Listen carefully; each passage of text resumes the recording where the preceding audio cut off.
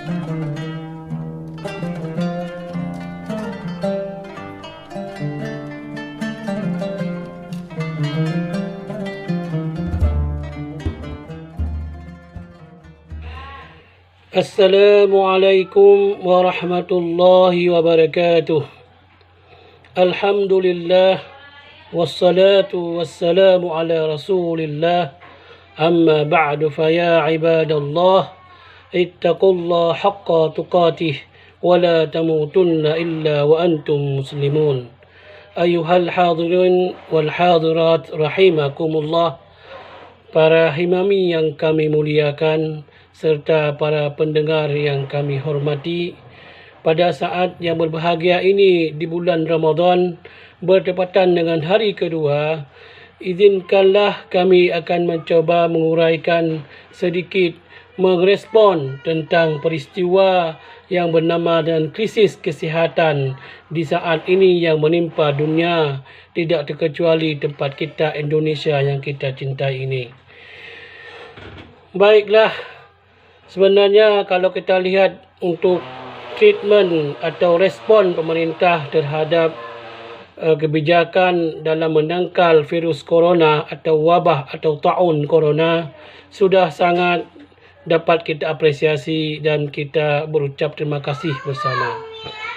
Namun saya hari ini tidak akan melihat bagaimana yang dilakukan oleh pemerintah, tetapi bagaimana respon yang diberikan oleh masyarakat kepada kebijakan social distancing atau stay at home.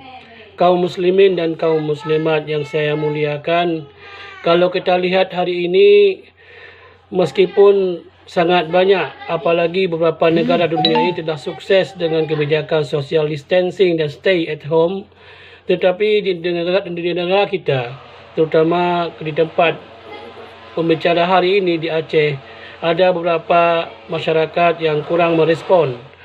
Apalagi dengan sikap beberapa ulama atau mungkin penceramah baik di tingkat lokal atau nasional yang menolak social distancing atau stay at home karena kebijakan ini berseberangan dengan salah satu kegiatan sakral dalam Ramadan seperti melakukan solat berjamaah bersama 5 waktu, juga solat tarawih dan witir, juga demikian dengan solat Jumaat.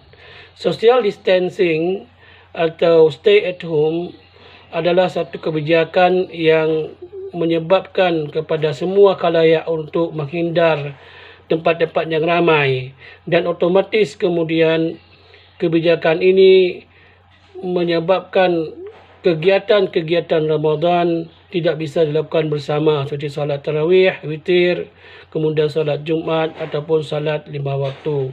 Sementara yang sudah lazim kita ketahui dan menjadi satu tradisi kita adalah salat di waktu Ramadan atau melakukan ibadah dalam bulan Ramadan mendapat pahala berkali-kali lipat, apalagi lakukan bersama-sama. Jadi yang ini sebenarnya menjadi masalah yang sangat krusial bagi kita, terutama ketika dihadapkan kebijakan itu dengan agama itu sendiri.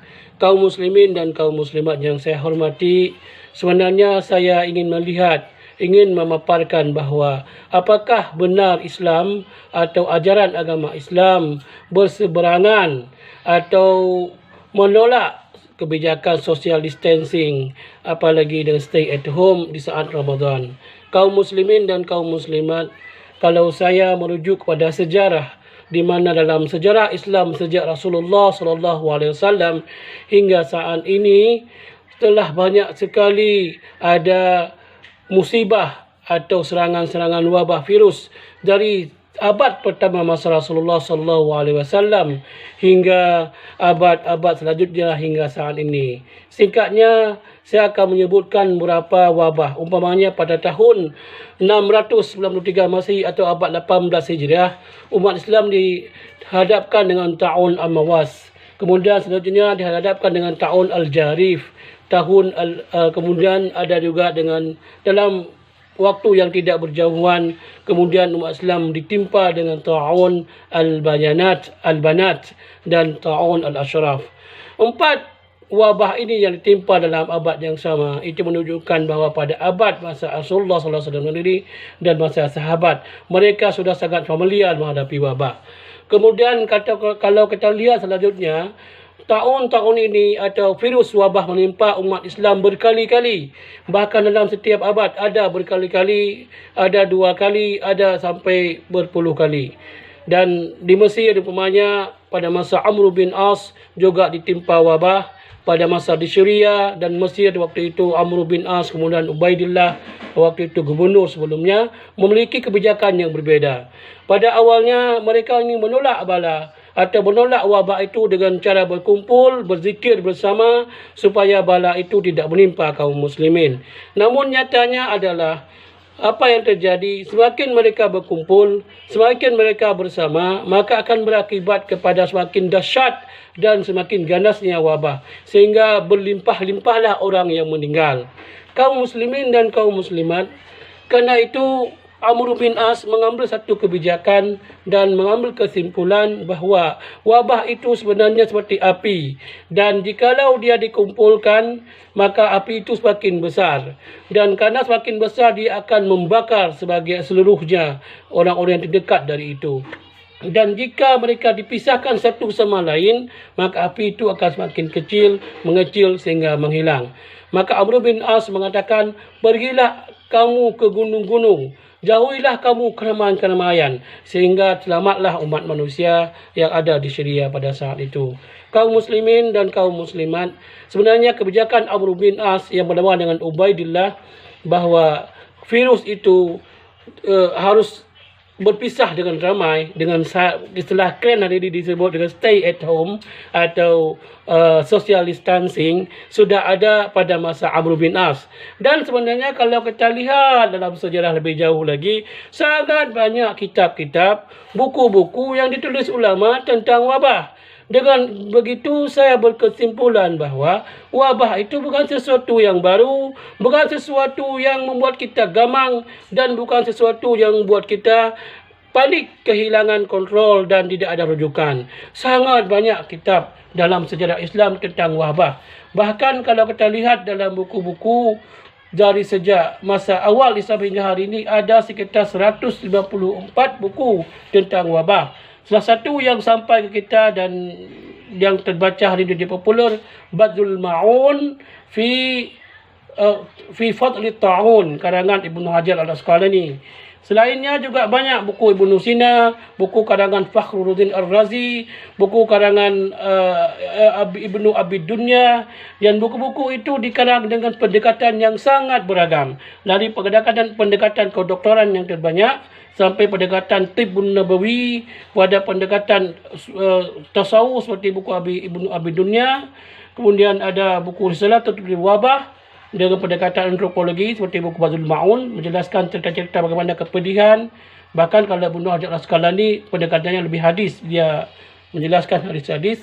Demikian juga dengan buku yang lain seperti buku yang mendekatkan tasawuf, yang mendekatkan virus wabah dengan pendekatan seni, iaitu yang mencoba menulis nazam-nazam dalam bentuk atau hikayat-hikayat dalam bentuk seni-seni, sehingga dibacakan dengan birama, menimbulkan rasa sedih dan merasa terhibur. Demikian dahsyatnya wabah yang tertimpa, mereka bisa kembali merasa netral. Kaum muslimin dan kaum muslimat, kalau kita lihat buku-buku yang banyak itu, dan kita lihat hadis-hadis seperti yang disampaikan oleh Ibnu Hajar, bahkan terdapat dalam buku-buku Al-Musnad, Musnad seperti Muwatta, ada dalam buku Musnad Ibnu Hanbal, ada dalam juga kitab Al-Bukhari, Al-Muslim dan lain-lain. Ternyata pertama ada tiga kesimpulan yang saya ingin sampaikan. Yang pertama bahawa wabah yang menimpa umat Islam itu bukan sesuatu yang baru. Dia merupakan sesuatu yang terbiasa, dan kita punya tradisi sendiri, mempunyai cara sendiri, yang cara itu diperkenalkan, diajarkan oleh Rasulullah, diamalkan oleh sahabat, dan menjadi tradisi yang sangat masyhur di antara kalangan umat Islam, terutama dalam penulis tentang wabah, bahawa wabah itu harus dihadapi sesuai dengan seperti kebijakan hari ini, iaitu social distancing dan stay at home. Yang kedua, kesimpulan saya yang kedua, bahawa ajaran tentang stay at home atau social distancing itu adalah berasal dari Islam itu sendiri. Oleh kerana itu, mencoba mempertentangkan kebijakan stay at home dan social distancing dengan ibadah yang sakral dalam Ramadan seperti tarawih dan witir atau salat berjamaah, kemudian mengatakan bahawa kalau takut dengan wabah, stay at home, social distancing, itu berarti imannya bermasalah kerana lebih takut pada wabah pada Allah SWT. Itu satu logika yang tidak benar. Kerana ketika dalam wabah, ulama-ulama telah mengarang buku-buku fikih seri dengan nama fikih wabah, fikih rukhsah. Dan dalam kondisi wabah, tata laksana ibadah berbeza dengan tata laksana dalam kondisi normal, dalam kondisi azimah. Kesimpulan saya yang ketiga yang ingin saya sampaikan, bahawa menghadapi wabah ini jangan fatalistik. Kita harus melihat bahawa kebijakan menghadapi wabah dengan berdiam di rumah, salat berjamaah dengan keluarga di rumah, dan menjauhi keramaian, itu juga adalah bagian pada sunnah Rasulullah SAW. Kerana ajaran itu diajarkan oleh hadis, diajarkan oleh para sahabat, dan juga diamalkan oleh jumhur umat Islam. Karena itu, janganlah dipertentangkan, jangan menganggap itu adalah kebijakan dari non-Muslim. Itulah kebijakan Islam. Meskipun kita akui hari ini, negara-negara yang sukses menghadapi wabah meskipun belum tuntas, tapi sudah dianggap mampu menurunkan angka kematian dan jumlah orang-orang yang terefek dari wabah itu sangat signifikan dengan mengamalkan sunnah Rasulullah SAW ini. Sehingga di Amerika, kalau kita lihat bahawa kebijakan social distancing itu adalah bagian daripada kebijakan Rasulullah SAW. Dan kalau kita lihat dalam Islam sebenarnya lebih dalam lagi. Islam mengatakan bahawa kematian atau orang yang wafat, meninggal dikarenakan kena wabah, mereka wafat dalam keadaan syahid. Kalau Ibnu Hajar Asqalani menuliskan bahawa wafat dalam keadaan syahid dengan dalam menghadapi wabah sama dengan wafat syahid dalam ma'rakah atau meninggal syahid dalam peperangan. Bukan syahid di luar peperangan, tapi itu syahidul ma'rakah. Tetapi Ibnu Hajar mengatakan fa'innahu yastaritu, bahawa kematian syahid dalam ma'rakah ketika menghadapi wabah itu punya syarat-syarat tertentu. Syaratnya tidak berbeza, iaitu stay at home, kemudian bersabar, kemudian bersabarlah dengan tetap menjauhi keramaian, karena kesabaran itu dianggap pertempuran kita melawan wabah. Karena wabah dalam umat Islam dianggap bahawa itu bukan penyakit kuratif, tapi itu penyakit preventif. Maka pencegahan itu diutamakan dengan stay at home dan social distancing. Saya kira ini saja yang dapat saya sampaikan. Mudah-mudahan dapat memberi manfaat bagi saya sendiri dan bagi semua pendengar, pada kawan-kawan sahabat Himami. Salam rindu, salam bertemu meskipun lewat udara melalui video yang singkat ini. Jazakumullah khairan ala kulli syai', dan selamat menikmati bulan Ramadan. Mudah-mudahan kita menjadi orang-orang yang bertakwa dan kelak kita menjadi ahli syurga dan mendapat rahmat Allah di dalam syurga Firdaus Jannatul Naim. Hadanallah wa iyyakum ajma'in. Wassalamualaikum warahmatullahi wabarakatuh.